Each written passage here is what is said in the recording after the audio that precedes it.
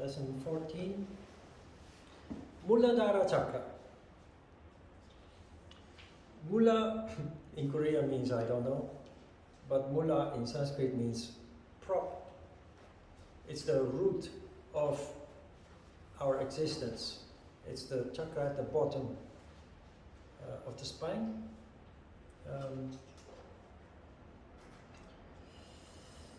The function of the chakra is a functioning of the physical body, physical and instinctual, sexuality, and the characteristics for this chakra are the need for security and safety. The developmental stage lies between the ages 0 and 7. When there is sattva in the chakra, you experience a sense of safety. This chakra is the first developmental stage of every child that is born. The first 7 years are very important in our development. When children are lacking safety and security, there is a disruption in Muladhara chakra, a disharmony that leads to fear and anxiety. Children who grow up in such condition, they perform very poorly in terms of their development. Their physical development, but also their mental and intellectual development. They also have trouble focusing. They're very scattered and distracted because they are filled with instinctive or instinctual need for survival. These kind of children are very restless, show inappropriate behavior, aggression, creating conflicts with not only other children but also parents and teachers. So very crucial for children in the first stages of their life to have stability, sattva in Muladhara chakra, which will be the foundation for growing into healthy, mature adults. Not only physically, but especially, and maybe even more importantly, emotionally mature adults.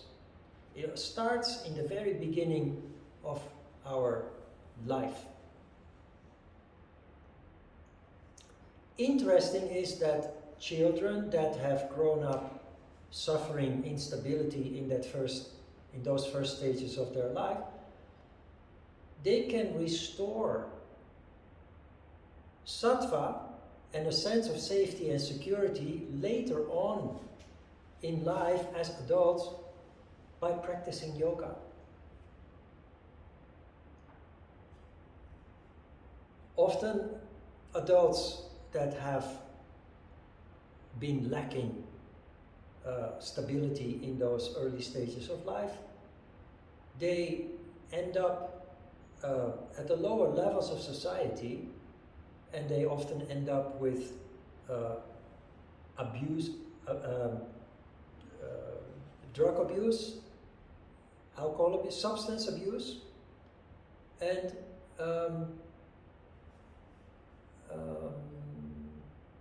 generally with addictions and self-destructive behavior, often ending their lives too early, prematurely, in their 30s or 40s, caused by self-destructive behavior, suicide, or other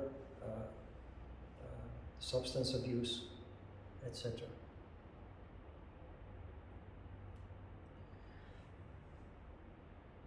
children who grow up in relative safety and security with sattva in Muladhara Chakra, later in life they have no memory of their early years. Most people have no memory of the age bracket between 0 and 7. And the memories that you have from that time consist only out of experiences that really impacted you. They're often traumatic experiences, but it can also be a simple thing like moving to another town. As a child, when you move to another town, that is something that later in life will stand out as a memory, because change causes disruption. And in terms of Muladhara Chakra, it will cause a temporary disharmony in the chakra that can be experienced as traumatic, especially for children. They lose everything that they were familiar with since they were born, the friends that they made in school, in the neighborhood, in the playground. They move to another place, another location, and they have to start all over again, which can be rather difficult. Something that then stands out in memory. Other than that, adults often have no recollection of events or experiences, memories of early childhood, unless traumatic experiences. Those are so deeply engraved into our memory that they later come back to haunt us and disturb us. Let's have a look at the characteristics. Each of the chakras have very typical characteristics. You see that at the top they are highlighted. The subtle element of Muladhara Chakra is earth. There is, up to the throat chakra, each of the chakras are subject to these characteristics. Ajna Chakra, we don't talk about these characteristics.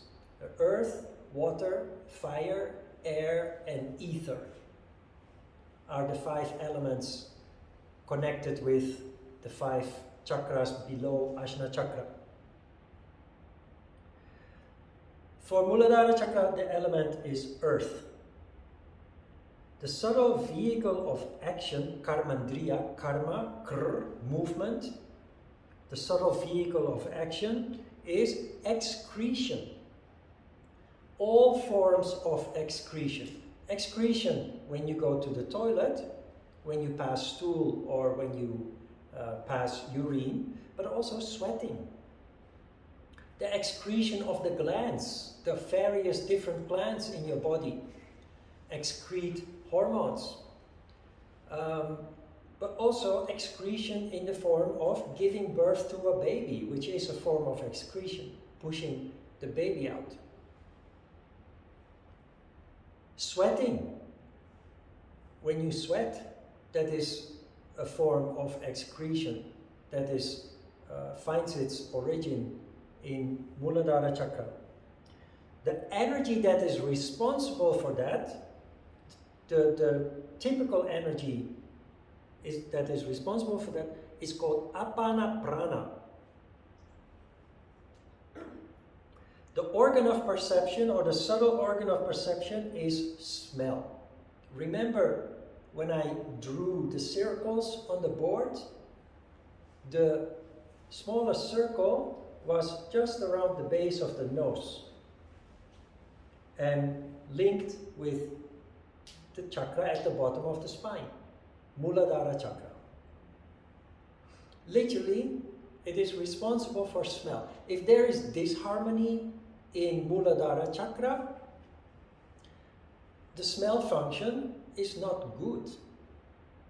Not only that, if there is disharmony in Muladhara chakra, our physical, our body smell, body odor as it is properly called, is not pleasant. On the other hand, people who are sattvic in Muladhara chakra have a relatively pleasant body odor. Yogis say, you smell like roses. Of course, not literally, but a pleasant smell. The same applies to the issue of excretion. When there is disharmony in the chakra, it can lead to uncontrolled excretion. When we are subjected to extreme fear, we lose control of our bowels and bladder. Because apana prana is responsible for passing stool and passing urine, going to the toilet. When there is an explosion of energy because of fear, when you're struck with fear, extreme fear, we lose control and we let it all go. Not only that, the nature of our transpiration, the sweat coming from our glands, smells very different when it is triggered by fear. Animals, for example, pick up on the smell of fear. An animal that experiences fear is a potential prey for a predator, because the predator will pick that animal that excretes sweat that is smelling like fear. Human beings also function like that on a subtle level. They have done an experiment in downtown Amsterdam. Downtown Amsterdam is famous for the red light district. It's the oldest part of town, hundreds of years old. The buildings there, also hundreds of years old. But it's also, not only all the tourists go to the red light district, it is also a magnet for drug trade and also sex trade. That is why it is called the red light district. So there are many criminals in that area, because there are many drug addicts who need money to buy drugs. They rob people, they steal from the shops, but mainly they are targeting tourists and visitors to the district. So scientists, anthropologists have done an experiment where they observed the people and the criminals, and they noticed that people who experience fear, people who are scared when they walk around in that neighborhood looking over their shoulder and uncertain, insecure, they are the ones that potentially get robbed by the criminals, by the drug addicts. And vice versa, on the other side of the coin, is that people who are not scared at all, who are very confident, are generally avoided by criminals, because the criminals do not smell their fear. It is the people of whom they smell fear or sense fear that become the prey, that become the potential victim of the crimes, of the robbery.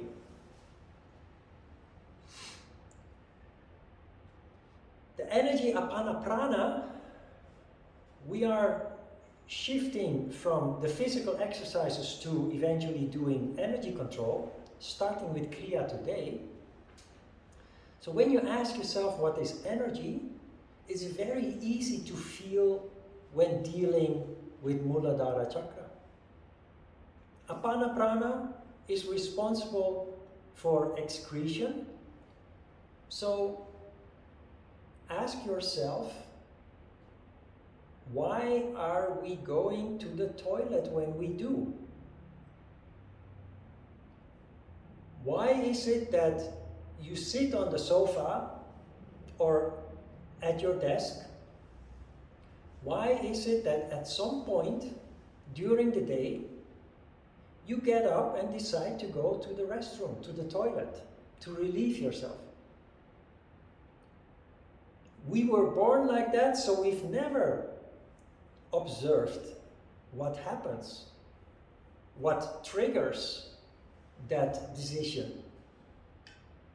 To understand what energy is and how it works in our body, simply take a moment. If you need to go to the toilet again, do not immediately go, but first observe what is happening inside you that alarmed you, that caused in you the restlessness that made you decide to go to the toilet and relieve yourself. What is it that makes you do that? A whirl of energy. And it is not subtle at all. We're talking a lot about subtle energy, but that energy, when triggered, is not subtle at all. That energy is so strong that if you don't give in to the urge to relieve yourself, you become very uncomfortable. If you can't find a toilet when you're out on a trip or so, or when you're driving and there is no place to go where you can stop for a break and go to the restroom, you become very, very restless and very, very uncomfortable, physically and mentally. So this is your homework for this week, is that you start paying attention to this energy. Just feel it. Be aware of it. Because everything we do, including what we think, say, and physical action, all included, is all driven by energy, triggered by energy.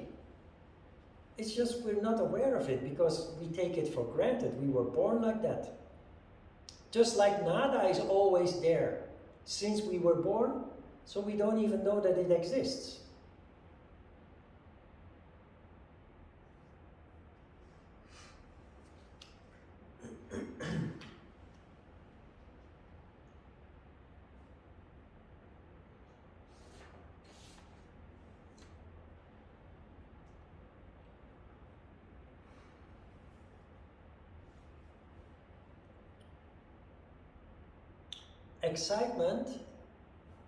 Excitement causes Rajas domination.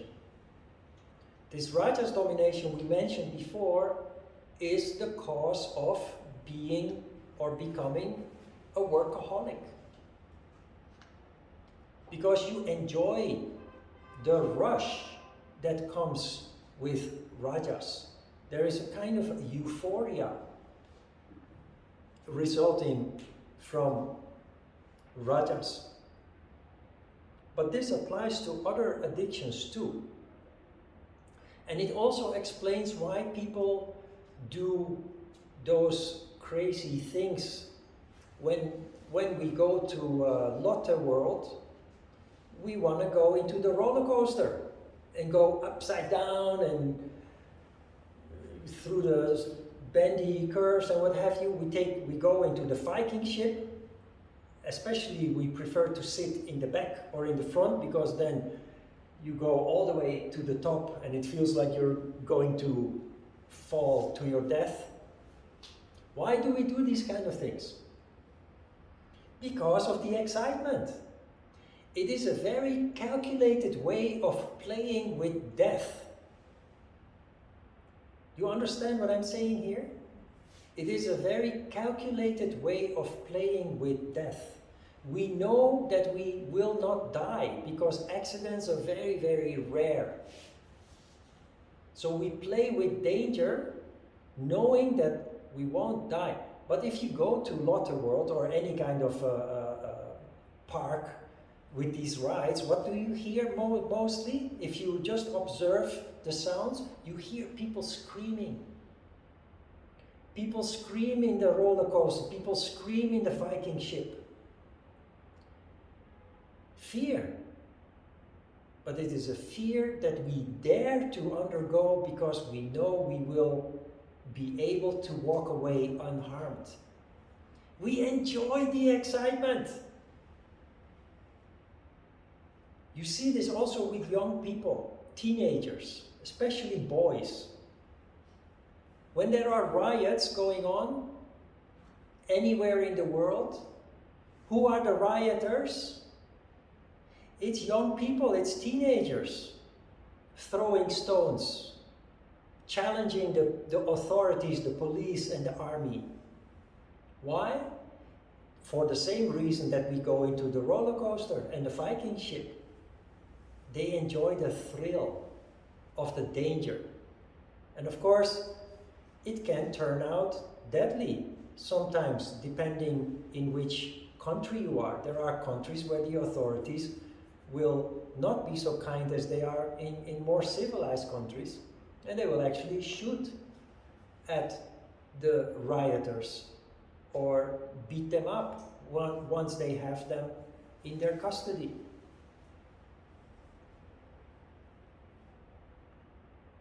Before I came to Korea, you had these frequent riots in Israel, where still things are not settled.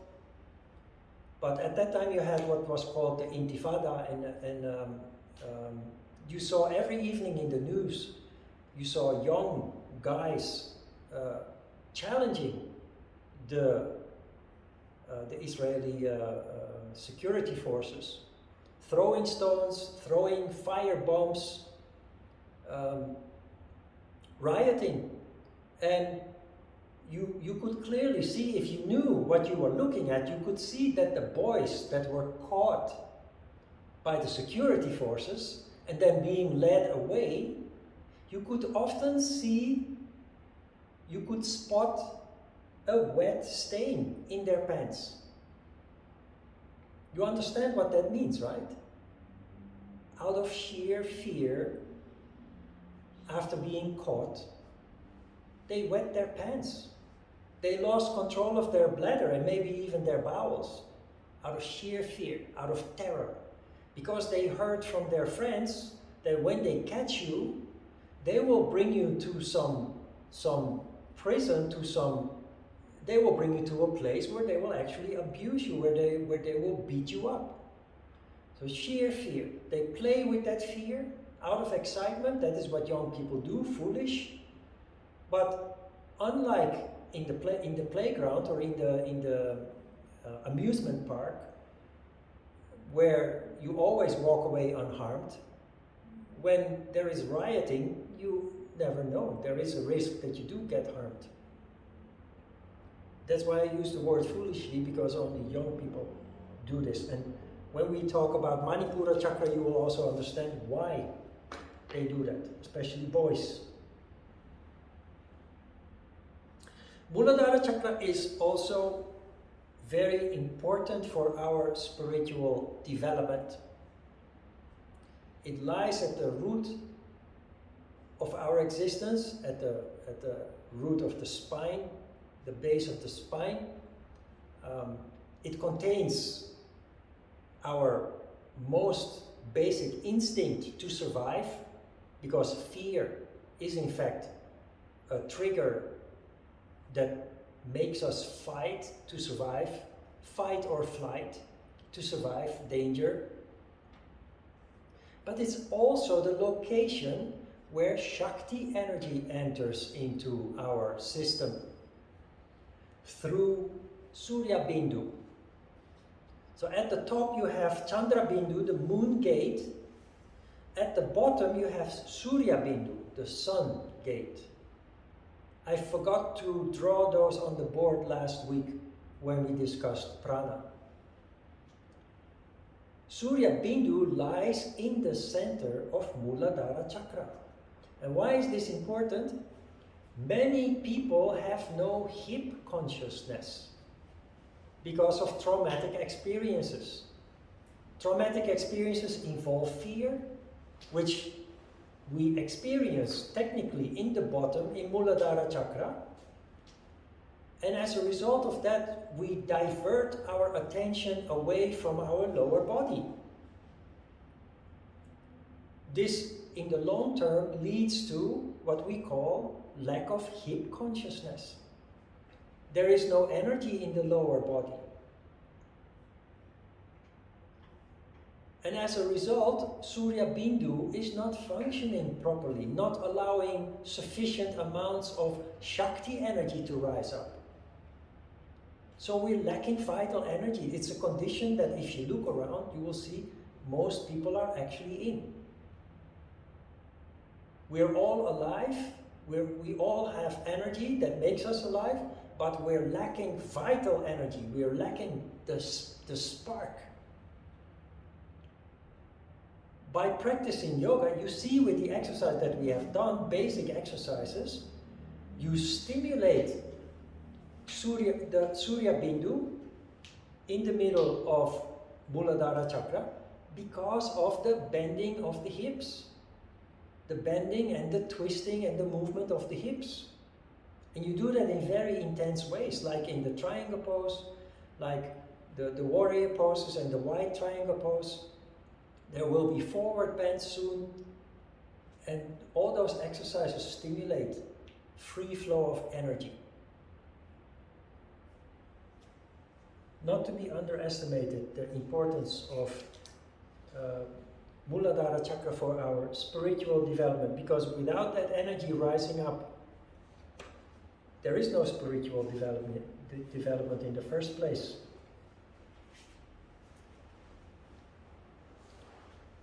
We need to go back to those characteristics. I forgot one, the color that is related to this chakra is the color red. And this is very interesting, because the color red light district. Why is it a red light district? Why is it not a green or a blue light district? That is because Muladhara Chakra is the location of raw sexuality, not romanticism, but raw animal-like instinctual sexuality. And because the color red is associated with this chakra, that is why in such a neighborhood where basically sex is sold for money, they use the color red. But not only that, the marketing industry manipulates the world to make you spend money on products that you don't need in the best case scenario, or that are even harmful in the worst case scenario. Examples? Marlboro. The most popular cigarette brand in the world is Marlboro. What color do they use? Red. The most popular fast food restaurant, McDonald's. Color? Red. I can find many places where I can buy more delicious hamburgers and other fast food than McDonald's.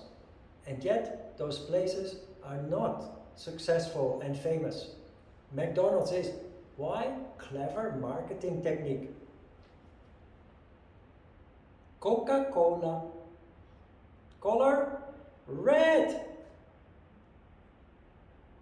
And all these things that I mentioned here, with Marlboro, of course, the worst, are harmful for our health. And yet they are the biggest money makers in the world. Without you being aware of it, the color red is manipulating you to feel attracted to those products. As a yogi, of course, you develop a weapon or a tool let's not make it too dramatic, you develop a tool with which you are able to resist these manipulations. And most important here is, of course, your consciousness. You still enjoy whatever it is that you like, including smoking, drinking, fast food, but you will do it consciously from now on, which means that you start becoming aware of its harmful effects. And then, very naturally and spontaneously, you will slowly reduce your exposure until it becomes a special treat once in a while.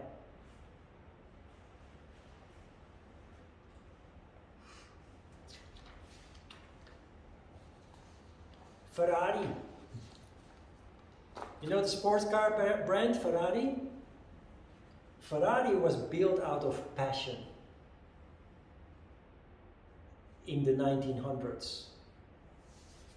The origin of Ferrari is not commercial. It was built out of passion. Nowadays, it is of course a commercial brand. You can buy Ferraris in white, yellow, blue, black. But when Ferrari started, when I was a child, there was only one color Ferrari. Red. It was not built for big sales, for commercial purposes. It was built out of passion. But that passion is gone. It's now just a moneymaker for the current owners of the brand. But in the beginning, there was only one option if you wanted to buy a Ferrari, and that option was the color red. Appealing to especially man's basic instinct, raw instinct. The power of marketing, the power of color. The tricky thing is we are not aware of this. We do not clearly feel, oh, I'm being manipulated. This color is trying to make me do things that are not so good for me, or it doesn't work like that. So it's really good that you become conscious of how this works. One of the symbols in this chakra is an elephant. There is an elephant god in India by the name of Ganesha. However, this elephant has not one trunk, but 7 trunks. And those trunks represent the building blocks that we exist of. The building blocks that you find in the universe also. Organic matter,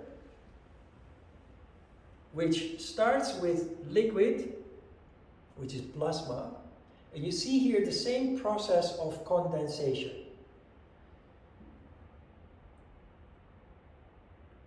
The least complicated or complex tissue that we exist of is plasma, water, your blood, and other physical fluids. Out of plasma comes blood. Out of plasma and blood comes muscular tissue or muscles. Out of plasma, blood, and muscular tissue comes fat tissue. So it becomes increasingly complex. Out of those 4, bone tissue is constructed. Out of those 5, brain, marrow, and nerve tissue is constructed. And the most complex one is constructed out of those 6 coming before it, and that is egg or ovum and sperm cells. The materials that men and women produce to create new life.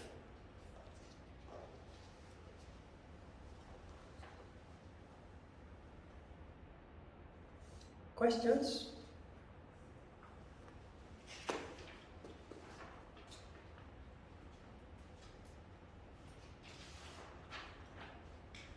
I have a question. Yeah. Have you heard of Ayurveda? Yes, it's mentioned at the end of the handout also. Yeah, because Yeah. I was wondering, I was listening to this girl that practices Ayurveda, studies it and everything. Say again? I was listening this girl that she practices Ayurveda and she teaches it and everything. Yeah. And she was also talking about the 5 elements, right? And how it's related to it. But then she also described Ayurveda as the science of life. And I thought it was very interesting, but I quite didn't understood, like, is Ayurveda the same as yoga, or because I see Yeah. a lot of the concepts that repeat, right? Yeah. Like very connected, but Yoga is elementary education. Before we have education as it exists now, people were cultivated, cultured with a foundation of yoga. So yoga is like a elementary education. Once you have established that, you can specialize. Ayurveda is one of the branches of yoga in which you could specialize. Or what's it called? Astrology. So in the past there were not so many sciences as we have today, but the foundation for being a scientist in the past was yoga, developing not only intellect, but also sensitivity, consciousness, sensitivity. Because Ayurveda is a traditional medicine in which you have to be able to feel your patient. Something that modern medicine doctors mostly do not master. Their knowledge is based on the computer and books. But a traditional healer is a yogi who specializes in medicine and can sense, feel the vibration of your energy circulation and tell you where it is stuck, explaining why you got sick. So yoga is Ayurveda, Ayurveda is yoga. It's inherently linked.